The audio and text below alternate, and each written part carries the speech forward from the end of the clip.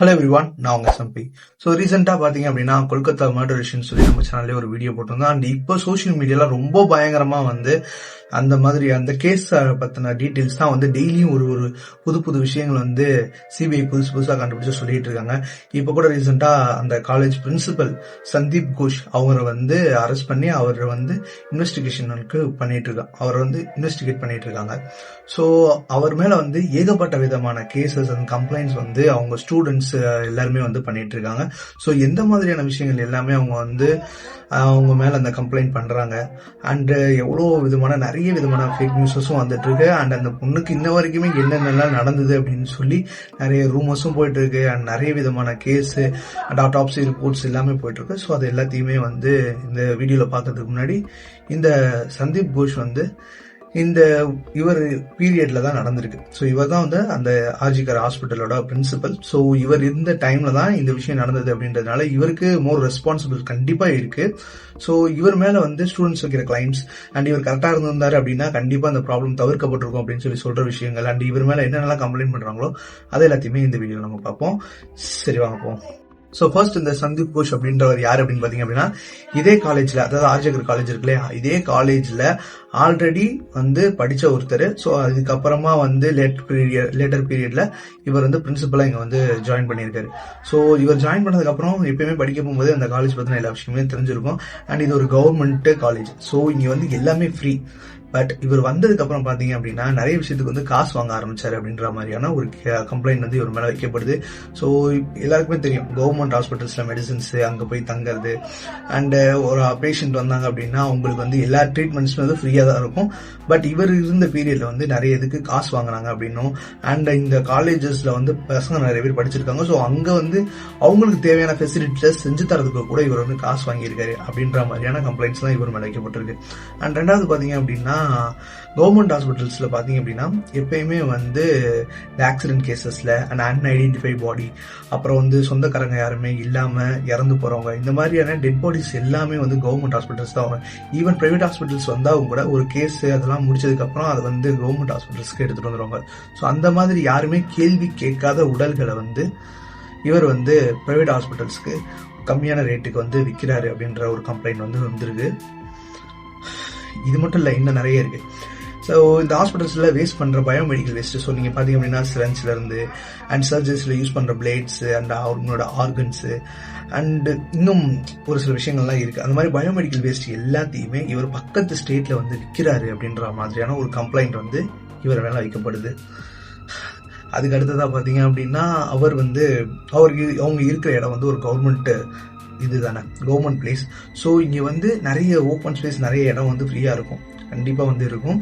So அந்த மாதிரி அந்த இடங்களை இவர் பிரைவேட்டாவே நிறைய பேருக்கு லீஸ்க்கு வர்றதா, கவர்மெண்ட்ல இருந்தே லீஸ்க்கு வர்ற மாதிரி லீஸ் இவர் விட்டு அது மூலியமா பணம் சேர்க்கிறாரு அப்படின்னும் அண்ட் அங்க கவர்மெண்ட் ஹாஸ்பிட்டல்ஸ் எல்லாமே பாத்தீங்க அப்படின்னா எல்லா ஃபெசிலிட்டிஸுமே டெண்டர் மூலியமா விடுவாங்க. அண்ட் ஒவ்வொருத்தவங்களுக்கு ஃபுட் கான்ட்ராக்ட் கொடுப்பாங்க, பார்க்கிங் கான்ட்ராக்ட் கொடுப்பாங்க. அந்த மாதிரி ஒவ்வொரு கான்ட்ராக்ட் பேசிக்ல தான் அந்த கவர்மெண்ட்ல இருக்க கவர்மெண்ட் ஹாஸ்பிட்டல்ஸ் ரன் ஆகும்.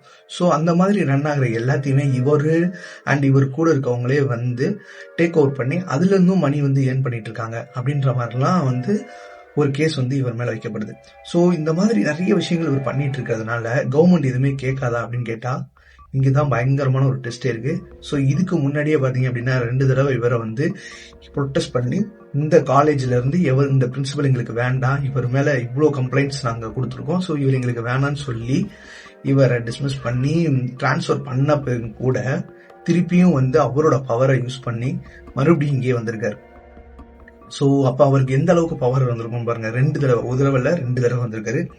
அண்ட் ஈவன் இந்த மர்டர் கேஸ்க்கு அப்புறமா கூட இவரை இதோட ஒரு பெரிய காலேஜுக்கு, ஒரு கவர்மெண்ட் காலேஜுக்கு பிரின்சிபலா அமைச்சிருக்காங்க, ஒரு பவர் கொடுத்திருக்காங்க. சோ இப்ப அந்த காலேஜ் ப்ரொடெஸ்ட் பண்ணிட்டு இருக்காங்க, இவர் எங்களுக்கு வேணாம், இவர் இந்த மாதிரி எல்லாம் பண்ணிருக்காரு அப்படின்னு சொல்லிட்டு. சோ இப்போ ஏன் இந்த மாதிரிலாம் பண்ணிட்டு இருக்காங்க? சோ இந்த சந்தீப் கோஷ்க்கு அவ்வளவு பவர் இருக்கா அப்படின்னு சொல்லி கேட்டோம் அப்படின்னா மேபி கண்டிப்பா இருந்திருக்கும். ஏன்னா ஒரு குரூப் ஆஃப் பீப்புள்ஸ் இருக்காங்கன்னு வைங்க, ஒரு 5 பேர் இருக்காங்கன்னா அந்த 5 பேருக்குமே அவங்க பண்ற தப்புகள் அந்த 5 பேருக்குமே தெரியும். ஸோ அதுல யாருமே யாரையுமே வெளியே போகக்கூடாது, வெளியே விட்டோம் அப்படின்னா நம்ம மாட்டிப்போம் அப்படின்னு தான் நினைப்பாங்க. ஸோ அது மாதிரி இவருக்கு ஏதோ ஒரு விஷயம் கண்டிப்பா தெரிஞ்சிருக்கணும். அதனாலதான் இவர் வெளியே அனுப்ப முடியாம அண்ட் இதே இடத்துலயே வச்சுக்க முடியாததுனால இவரோட பவர் போயிடுன்றதுக்காகவும் அண்ட் அவங்க எல்லாம் மாட்டிப்பாங்க அப்படின்றதுக்காகவும் அங்க இருக்க கவர்மெண்ட், வெஸ்ட் பெங்கால் கவர்மெண்ட் அவருக்கு ஒரு புது பவரை கொடுத்து வேற ஒரு காலேஜ்ல அவரை உட்கார வச்சிருக்காங்க.